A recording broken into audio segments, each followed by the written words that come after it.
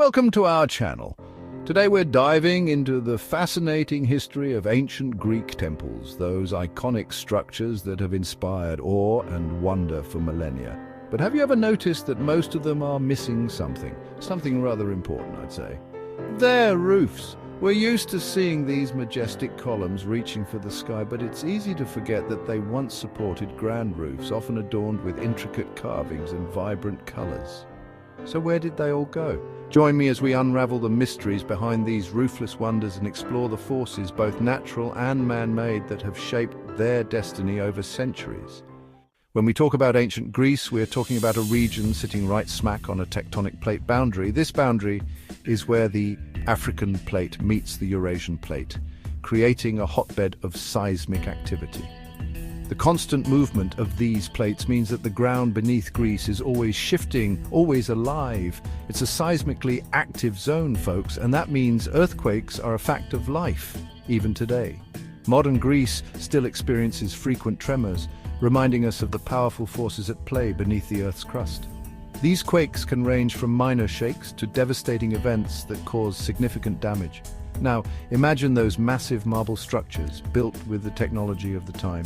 The ancient Greeks were master builders, using simple tools and their incredible ingenuity to create some of the most iconic structures in history. These temples and buildings were not just places of worship or public gathering, they were symbols of their civilization's grandeur and ambition. They were marvels of engineering, no doubt, but even the most ingenious ancient architects couldn't fully account for the Earth's occasional tremors. Despite their advanced understanding of architecture and engineering, the ancient Greeks had no way to predict or fully prepare for the sudden and violent shaking of the ground. And when the ground shakes, and those seismic waves ripple through the earth, guess what takes the brunt of the force? The roof. The roofs of these ancient structures, often made of heavy stone and intricately designed, were particularly vulnerable. The weight and complexity of these roofs made them susceptible to collapse during an earthquake. Those heavy, intricately designed roofs, often the most complex part of the temple's structure, would be vulnerable to collapse. The beauty and detail of these roofs, while stunning, also made them fragile in the face of seismic activity. When an earthquake struck, it was often the roofs that suffered the most damage, leading to the collapse of the entire structure. We're not just talking about minor tremors here. Some of these earthquakes were powerful enough to level entire cities, leaving behind a trail of destruction and altering the course of history. The impact of these quakes was felt not just in the immediate aftermath, but for generations to come. History tells us of devastating earthquakes that reshaped the landscape of ancient Greece. These natural disasters were more than just geological events. They were pivotal moments that influenced the development of Greek society and culture. The ruins we see today are a testament to the resilience and determination of the ancient Greeks to rebuild and continue their legacy. Think about the earthquake that struck Sparta in 464 BC, leveling the city and forever changing its destiny. This catastrophic event not only caused immense physical destruction, but also had profound social and political repercussions. The rebuilding efforts that followed were a testament to the strength and resilience of the Spartan people. These seismic events, scattered throughout history, took their toll on these magnificent structures. Each earthquake left its mark, contributing to the gradual decay and ruin of these once great buildings. Yet, despite the relentless forces of nature, many of these structures have endured, standing as silent witnesses to the passage of time. It's a testament to the skill of the ancient Greek builders that so many of those iconic columns still stand, even if the roofs they once supported have long since crumbled. These columns, with their elegant proportions and enduring strength, continue to inspire awe and admiration. They remind us of a time when human ingenuity and the forces of nature were in a constant dance, shaping the world we know today. Okay, let's talk building materials. The ancient Greeks, they loved their marble. It's strong, it's beautiful, it practically screams enduring legacy. And you see that in those magnificent columns that have stood the test of time. But when it came to the roofs, well, they relied on a more readily available, though less durable, material wood. Yes, wood, specifically large wooden beams that spanned the space between those sturdy columns. Now, wood has its advantages, don't get me wrong. It's lighter than stone, easier to work with, and readily available in many parts of Greece. But it also has one major drawback, especially when we're talking about structures meant to last for centuries. It's organic. And what happens to organic material over time? It decays. It rots, it becomes a feast for insects. And in the case of ancient Greece, a region prone to wildfires, well, let's just say wood becomes a liability. So imagine those wooden beams exposed to the elements year after year, century after century, rain, sun, wind, insects, the occasional fire. It's a recipe for deterioration, my friends. Let's face it, throughout history, temples, with their aura of wealth and grandeur, have often been targets for those with less than noble intentions. And ancient Greek temples were no exception. Over the centuries, Greece saw its fair share of invasions, conquests, and power struggles. And in the aftermath of these upheavals, the victors often turned their sights on the riches of the vanquished, including those housed within the temples. But these looters weren't just after gold and silver. They knew that even the building materials of these temples held value. Those wooden beams, those marble tiles, they were all up for grabs. Imagine the scene, a once sacred temple, now stripped of its treasures, its roof systematically dismantled, its very bones picked clean for materials to build palaces, fortifications, or even just humble dwellings. It's a sad reality, but a common one in the ancient world. The very act of looting and repurposing building materials contributed to the demise of many a magnificent roof. And it's a reminder that even in the face of seemingly timeless structures, human actions driven by greed or necessity can leave their mark. Chapter 4.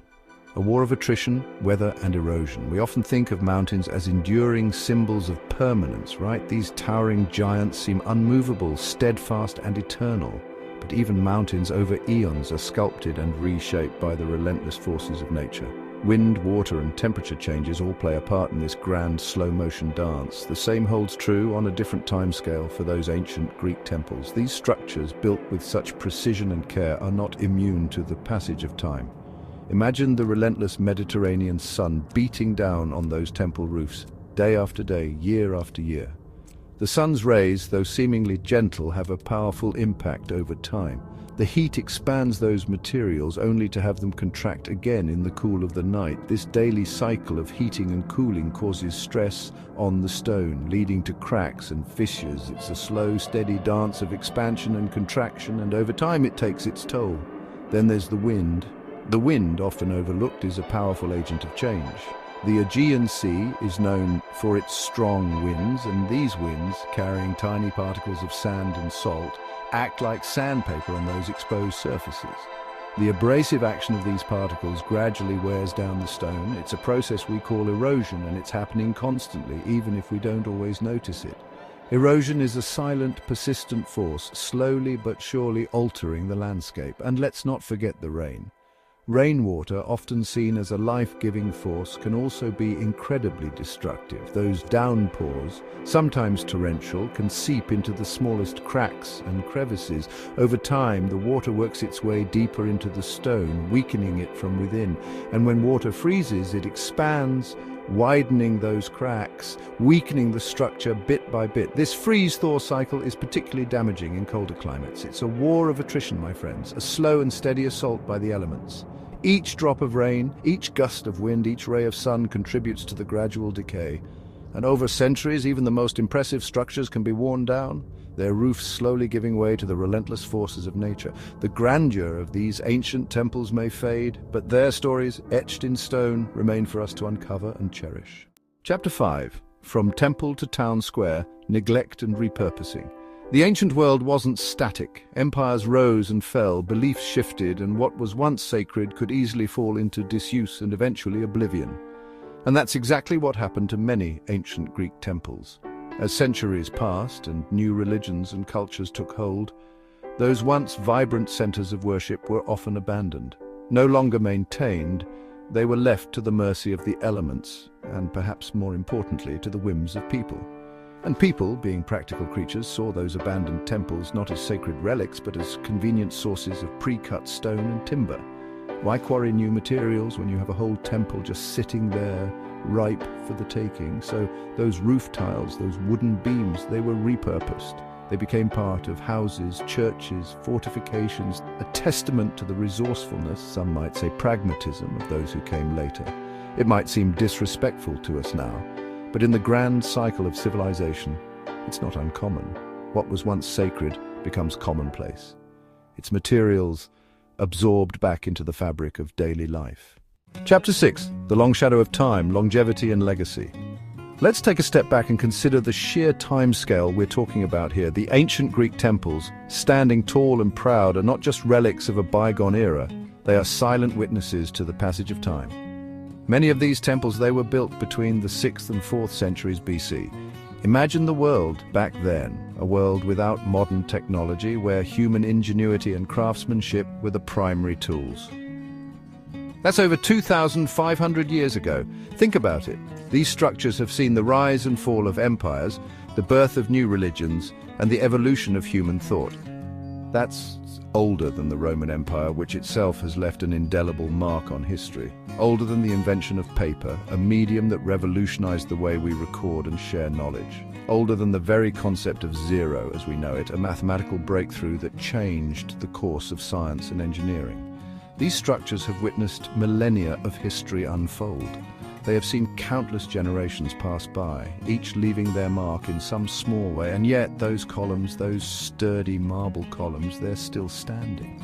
They've weathered earthquakes, natural disasters that have toppled many other structures.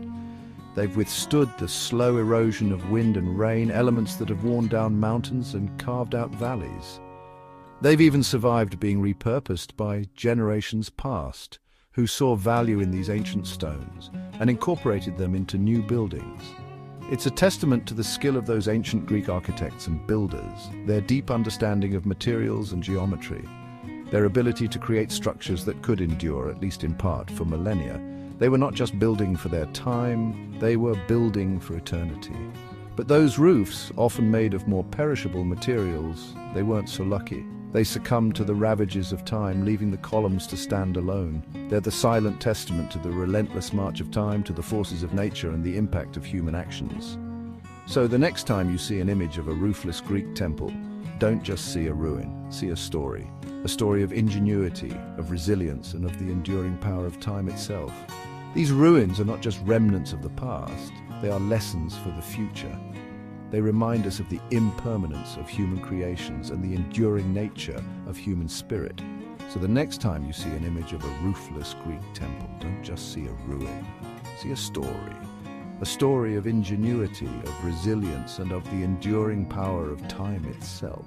These ancient structures continue to inspire us, reminding us of our shared history and the legacies we leave behind. They stand as monuments to human achievement, urging us to build with the same foresight and care so that our creations too may stand the test of time.